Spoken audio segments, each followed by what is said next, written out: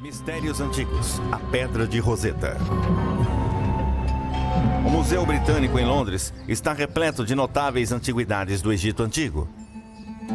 Entre os tesouros estão múmias com 3.000 anos de idade e estátuas colossais de grandes faraós. Porém, há um item mais valioso do que todos os outros. Na entrada da coleção egípcia há um grande bloco de pedra. Um bloco que poderia até ser ignorado, se não estivesse numa posição estratégica e em destaque. Ela é conhecida como Pedra de Roseta. Um dos tesouros mais importantes de todos os tempos. O que é a Pedra de Roseta? E como essa pedra aparentemente insignificante mudou totalmente nossa crença no passado da humanidade?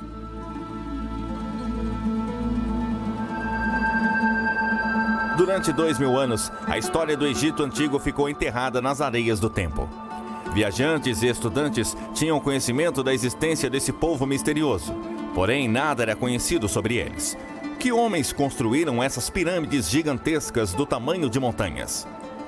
Para quais deuses dedicavam seus enormes templos do tamanho de cidades?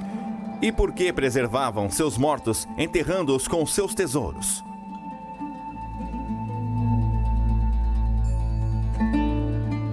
As pessoas que visitam esse mundo antigo encontram escritas estranhas em toda a parte.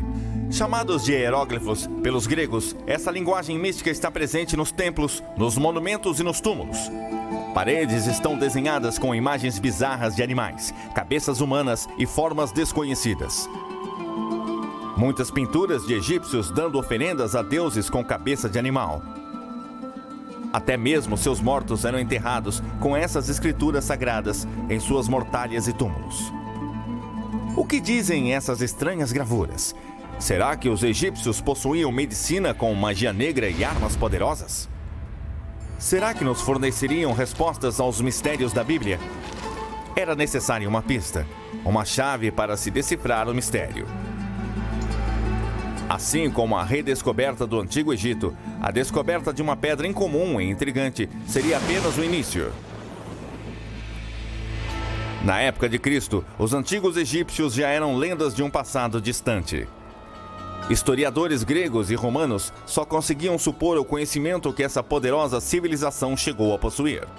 Os séculos passaram e a Europa passou por sua renascença, mas o Antigo Egito permanecia em silêncio, aguardando seu próprio renascimento. Foi necessário um dos homens mais poderosos de todos os tempos para despertar o Egito de seu sono. Um homem cuja liderança em batalhas só foi igualada à sua paixão pela história. No final do século XVIII, os franceses e ingleses estavam envolvidos numa guerra pelo domínio do mundo. Em 1798, o general Napoleão Bonaparte propôs liderar o exército francês em uma invasão militar no Egito. Se os franceses conseguissem dominar essa ligação entre a Europa e a Ásia, controlariam o comércio e se tornariam o país mais poderoso do mundo. Nessa época, Napoleão, com 29 anos de idade, se tornou uma lenda no exército francês. Suas vitórias sobre forças austríacas na Itália transformaram a França e ele próprio em novas potências. O conhecimento de história e o destino o levaram a ver o Egito como seu próximo prêmio. No dia 1 de julho de 1798, o exército de Napoleão chegou por mar ao porto de Alexandria. Além de 38.000 soldados, 167 dos melhores cientistas e estudiosos franceses estavam a bordo. Raramente expedições militares tinham interesses acadêmicos. Qual o plano de Napoleão? Por que estava fascinado pelo Egito Antigo?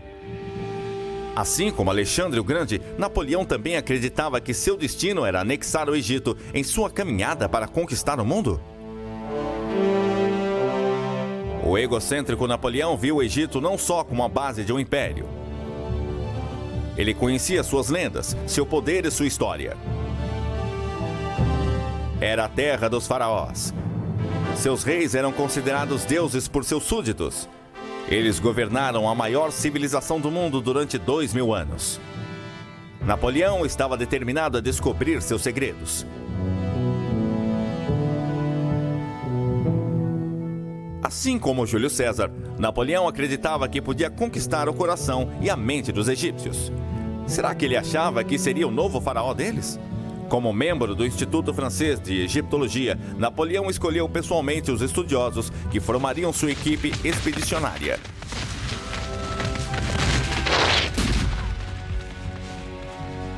Enquanto o exército francês varria o Nilo esmagando a oposição, os estudiosos iniciaram um trabalho imediatamente, criando um instituto no Cairo.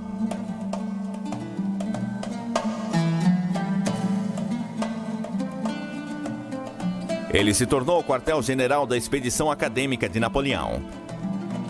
Eles reviraram o Egito, explorando túmulos, analisando monumentos, estudando, desenhando e pintando tudo o que viam. Enquanto os homens de Napoleão estavam ocupados conquistando terras e antiguidades egípcias, a Inglaterra não ficou parada. Em poucas semanas, a Marinha Britânica atacou os franceses, destruindo seus navios e criando um cerco aos homens de Napoleão, que durou 2 anos. Napoleão conseguiu furar o bloqueio e voltou à França. Seu intento de governar o mundo havia sofrido um golpe. Enquanto o abandonado exército francês lutava para se manter vivo, cientistas e estudiosos criavam a egiptologia moderna. Lutando contra a inevitável expulsão pelos ingleses, eles não mediam esforços para copiar e analisar o máximo possível. As respostas desses mistérios adormecidos precisavam ser descobertas. Ironicamente, não foi nem um cientista nem um estudioso, mas um soldado que fez a descoberta mais importante de todas. Em meados de julho de 1799, enquanto o cerco aumentava, os franceses continuavam se defendendo. Situada ao longo do Nilo, entrando pelo mar Mediterrâneo, encontraram uma cidade chamada Roseta. Com a intenção de reconstruir o antigo forte árabe, homens sob o comando do tenente Pierre Bouchard começaram a reconstruir os muros. Os árabes frequentemente retiravam material dos templos antigos que usavam em suas próprias construções. Despercebida nesses muros, enterrada desde a época dos faraós, estava uma grande pedra. Enquanto os soldados derrubavam as paredes do forte, a pedra foi encontrada.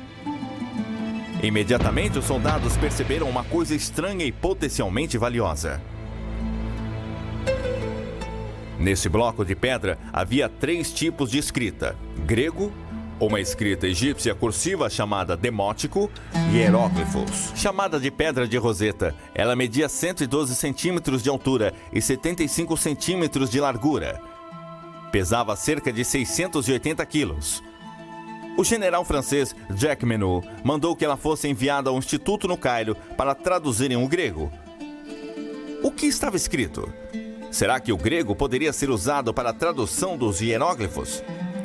A descoberta provocou uma agitação imediata. A língua grega era bem conhecida e os estudiosos traduziram o texto rapidamente. Era um decreto em homenagem ao faraó grego Ptolomeu V, no seu primeiro aniversário de morte. Em troca dos serviços prestados por ele beneficiando o Egito, placas deveriam ser colocadas em todos os templos importantes. Sabia-se que os gregos governaram o Egito de 300 anos antes de Cristo até décadas antes de Cristo. Como essa pedra conseguiu sobreviver durante mais de 1800 anos? Será que existiam outras? Os escritos pareciam sem importância até lerem a última linha. Este decreto será escrito sobre uma estela de pedra nos caracteres sagrados, nativos e gregos. As 3 inscrições diziam a mesma coisa. A novidade se espalhou rapidamente pela Europa. A Pedra de Roseta não ficaria com os franceses por muito tempo. O ataque britânico logo os levaria a se renderem. Como um general francês conseguiria esconder a pedra e impedir os ingleses de terem sua posse? Durante as negociações, oficiais militares ingleses exigiram a pedra. Será que acreditavam que os hieróglifos traduzidos revelariam segredos militares? Será que a pedra seria a voz que acabaria com o longo silêncio do Egito Antigo? Foi o nascimento da arqueologia moderna. O homem sempre buscou o seu próprio passado, e com a descoberta da Pedra de Roseta, parecia que os grandes segredos do Egito seriam finalmente revelados. A porta desta silenciosa terra de mágica e mistérios estava prestes a ser aberta. A cansativa decifração dos hieróglifos era atentamente observada pelos militares franceses e ingleses. Os oficiais franceses no Egito conheciam muito bem o poder e a glória dos antigos egípcios. A prova incontestável estava diante de seus olhos. As pirâmides e templos foram obviamente construídos por uma grande civilização avançada. Se a Pedra de Roseta pudesse ser usada para traduzir a linguagem deles, será que a antiga glória do poderoso Egito iria ressuscitar e favorecer a França? Conseguiria a França decifrar logo a pedra e ler os hieróglifos? Será que o código seria decifrado antes dos ingleses forçarem sua rendição? Seguindo ordens militares, estudiosos do Instituto corriam para terminar a decifração.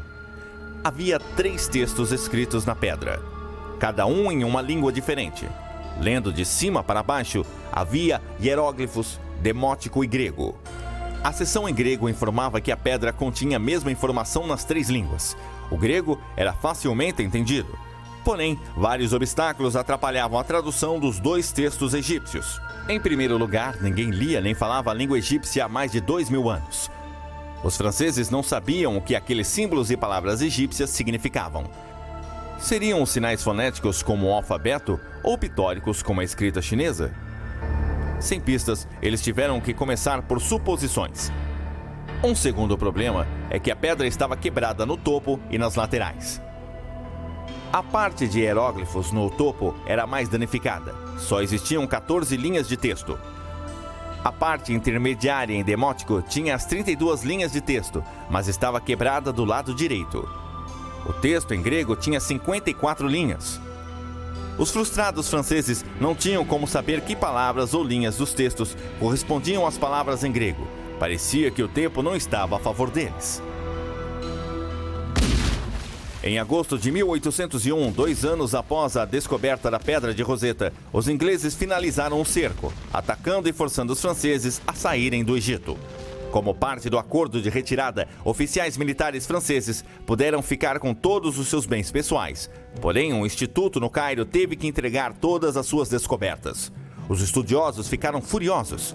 Porém, certos de que os oficiais militares britânicos não podiam esconder os legados do passado.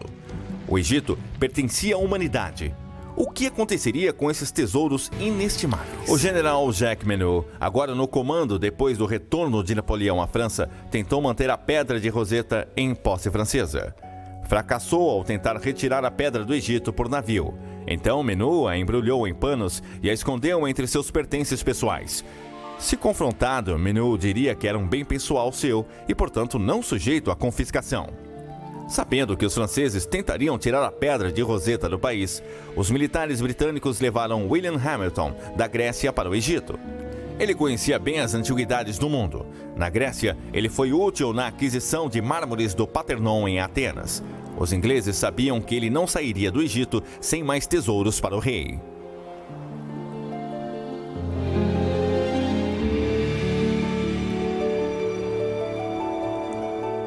Hamilton e os militares britânicos suspeitavam que Menot estivesse escondendo a pedra. Quando questionado em sua casa em Alexandria, Menot defendeu arduamente seu direito de ficar com ela, mas os oficiais britânicos foram insistentes. Com uma arma apontada para ele, Menot concordou que os franceses eram os perdedores dessa batalha. Ao invés de destruir a pedra, Menot aceitou que os ingleses eram mais fortes e conquistaram o direito desse valioso troféu. William Hamilton confirmou que a autenticidade da pedra e finalmente o exército britânico se apossou do seu prêmio. A Pedra de Roseta foi imediatamente embarcada de volta para a Inglaterra, chegando em fevereiro de 1802. Agora a Inglaterra tinha a chave, porém os franceses tinham feito cópias. Teve início a corrida para ver quem decifraria seus mistérios primeiro. A seguir, com todo o poder e riquezas do Egito nas mãos, fama e glória estavam reservadas para o homem que encontrou a chave. Enquanto as nações observavam, grandes estudiosos lutavam para serem os primeiros a abrirem a porta. Como surgiu essa rivalidade ferrenha entre amigos? Quem foram os homens que tentaram decifrar o código e falharam? Será que a Pedra de Roseta revelaria suas respostas? Enquanto o Antigo Egito estava sendo redescoberto pelos franceses e ingleses, acontecimentos significantes surgiram em outras partes do mundo.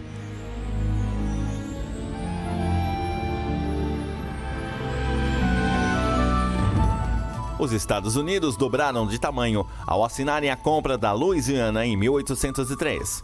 O capitão Lewis e Clark logo lideraria uma expedição de 2 anos através dessa terra inexplorada.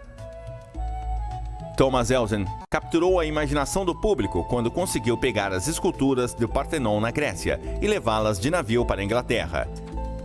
E na China, após quase 4.000 anos de poder, a era de dinastias estava perto do fim.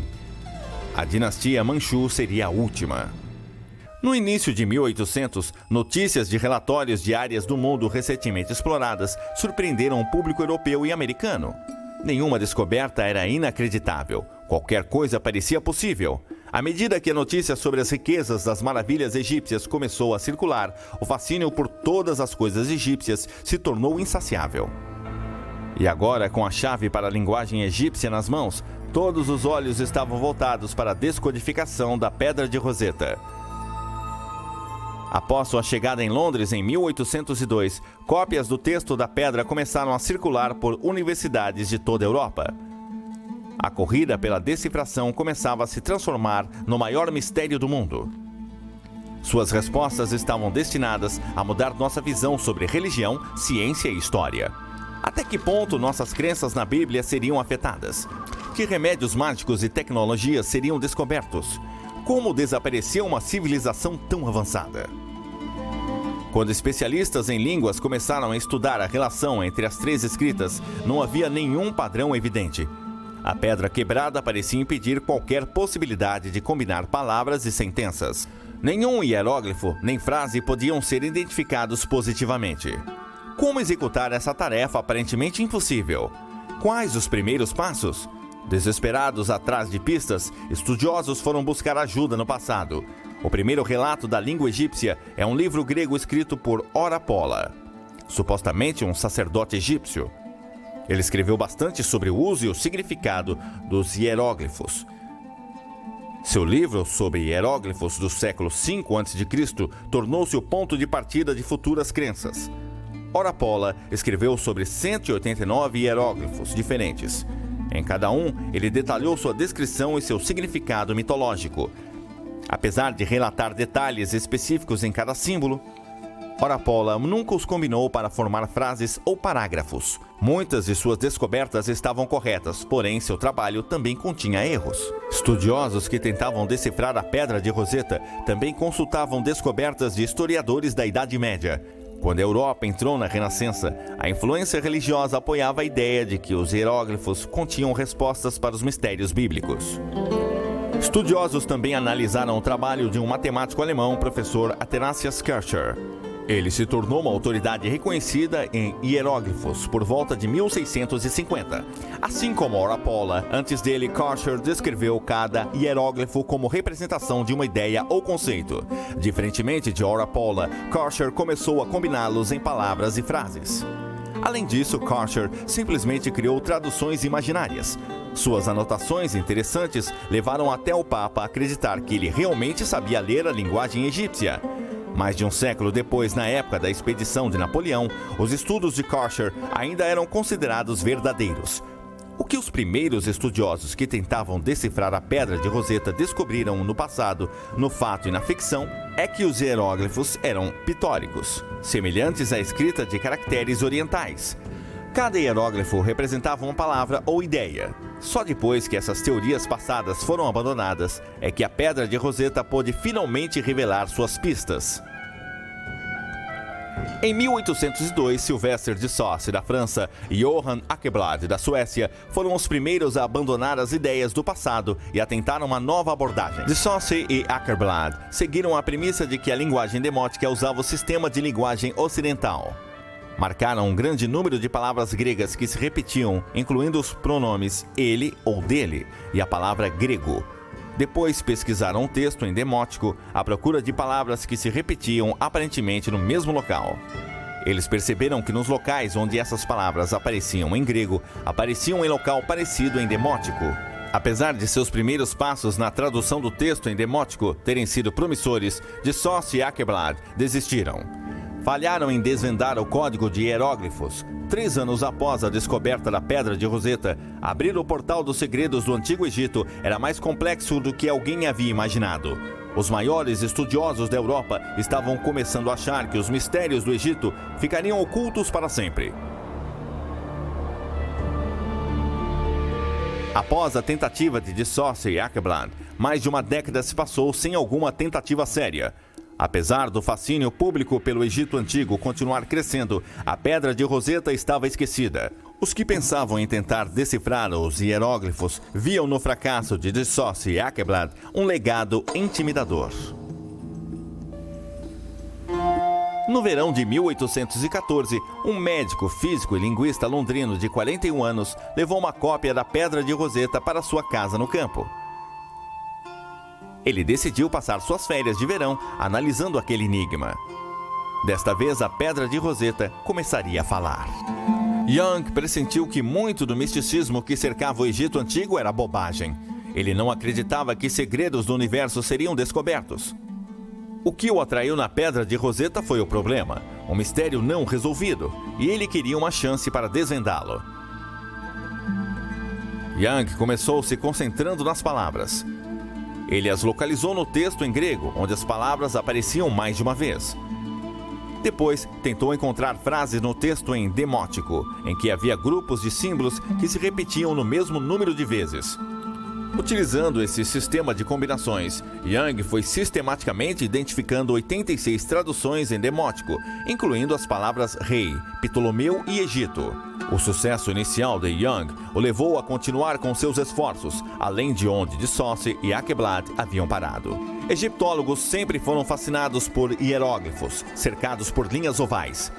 Elas se chamavam pertussis e pareciam ter sido colocadas estrategicamente dentro e ao redor de templos e túmulos. Alguns egiptólogos começaram a especular que um formato oval continha o nome de um faraó ou um membro da família real. Young usou esse conhecimento para trabalhar na teoria de que os formatos ovais na Pedra de Roseta continham o nome Ptolomeu. A pedra era em homenagem a ele, então seu nome estaria nos formatos ovais em hieróglifos. Mais adiante, Young supôs que, como Ptolomeu era um nome grego, os egípcios teriam de escrever seu nome foneticamente. Se os hieróglifos fossem pictóricos, eles não teriam símbolos para nomes ou palavras estrangeiras. 4 anos após ter iniciado, Young associou corretamente as letras gregas no nome Ptolomeu com os hieróglifos dentro de uma das formas ovais. Em 1818, ele foi o primeiro a fazer a pedra falar. A seção de hieróglifos falou sua primeira palavra, Ptolomeu. Enquanto seu sucesso começava a atrair a atenção do público do outro lado do canal inglês na França, outro homem estava obcecado em decifrar a Pedra de Roseta. Um homem que inicialmente Young encorajaria e mais tarde se arrependeria de tê-lo ajudado. O destino de Jean-François Champollion parecia ligado à Pedra de Roseta desde seu nascimento.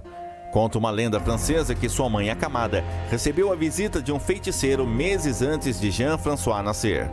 Olhando nos olhos dessa mulher doente, o feiticeiro viu o passado ligado ao futuro.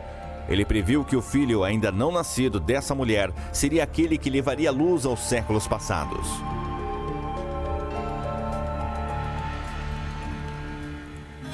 Champollion nasceu em Figeac, França, em 1790, na livraria de uma pequena cidade. Aos 11 anos, vivendo num colégio interno em Grenoble, notícias sobre a expedição de Napoleão ao Egito despertaram a imaginação francesa. O irmão mais velho de Champollion, Jacques Joseph, lia histórias de glórias e mistérios do Egito para seu irmão menor. Quando o jovem Champollion recebeu uma cópia da Pedra de Roseta de um primo que havia viajado para o Egito nessa expedição, ele ficou obcecado. O jovem Jean-François determinou como objetivo ler os hieróglifos. E é claro que isso significava decifrar a Pedra de Roseta. Todo o seu aprendizado foi feito com isso em mente. Ele passou a prestar menos atenção aos outros estudos. Ele só tinha interesse por línguas. Seus estudos ficaram voltados para as línguas orientais e do Oriente Médio, principalmente o copta.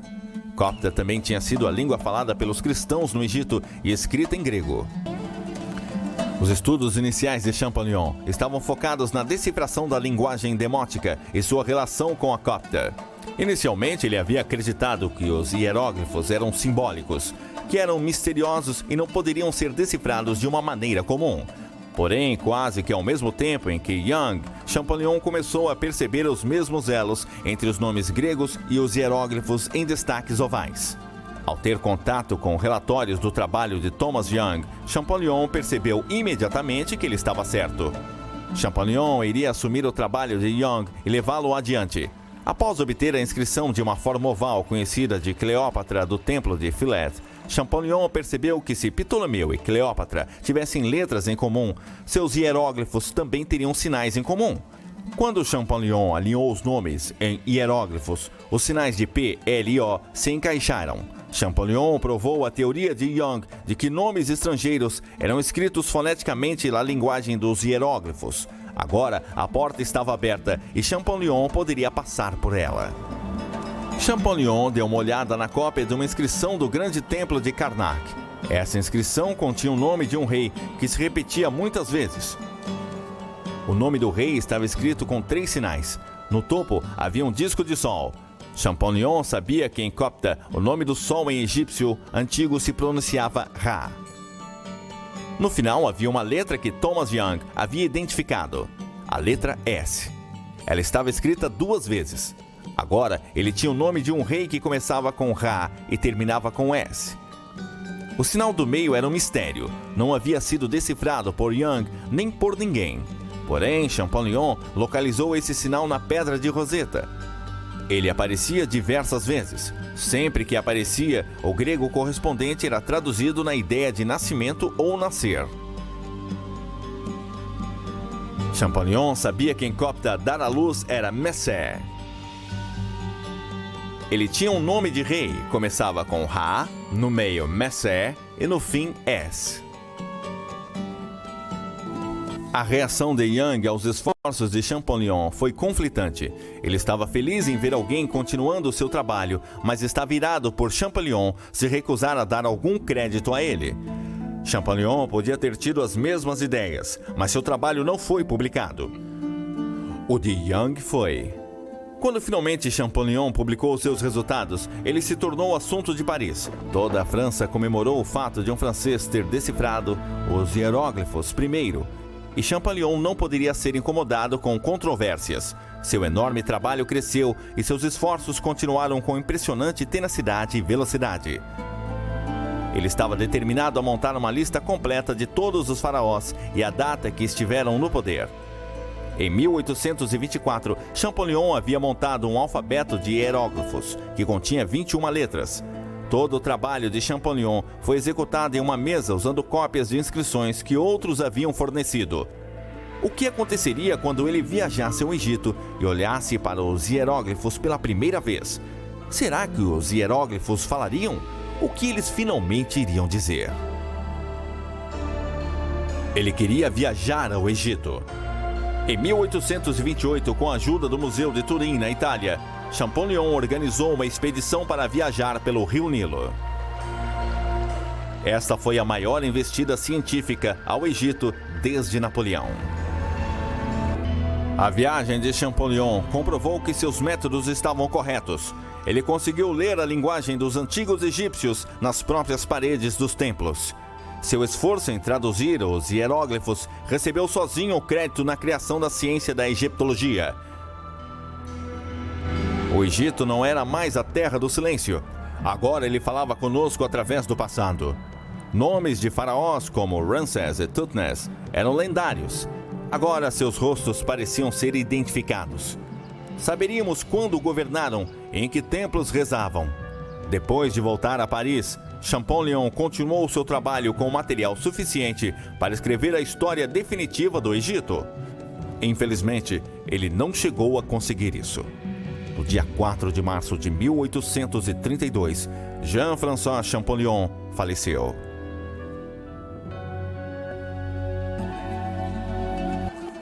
Champollion se concentrou na história faraônica do Egito, porém outros começaram a usar suas ferramentas para estudar demótico e hieróglifos. A quantidade de material escrito nas paredes em papiros era imensa. Com o passar dos anos, a história social, política e econômica dos antigos egípcios começou a ser compreendida. Porém, foi um relato pessoal escrito que surpreendeu a muitos. Aprendemos que, ao olharmos os antigos egípcios, estamos olhando para nós mesmos. Slowly, it became clear that the Egyptians were like the rest of us. They wrote letters to the bank manager. They wrote letters to the local tax official. They wrote letters to each other about various normal aspects of normal lives. They had literature, just like ours, not very different. A Pedra de Roseta trouxe de volta à vida tanto a história do Antigo Egito quanto a da própria humanidade. Apesar da Pedra de Roseta já ter sido decifrada há mais de 170 anos, estamos engatinhando com relação aos mistérios que estão enterrados. Dos tesouros espetaculares encontrados no túmulo de Tutankhamon em 1922, a descoberta do túmulo dos filhos de Ramsés, o Grande, em 1995. O Antigo Egito ainda fornece novas e surpreendentes descobertas. Graças aos esforços extraordinários de homens como Napoleão Bonaparte, Thomas Young e Jean-François Champollion, o mistério da Pedra de Roseta foi desvendado. Agora, a língua e os mistérios dos egípcios antigos podem ser compreendidos.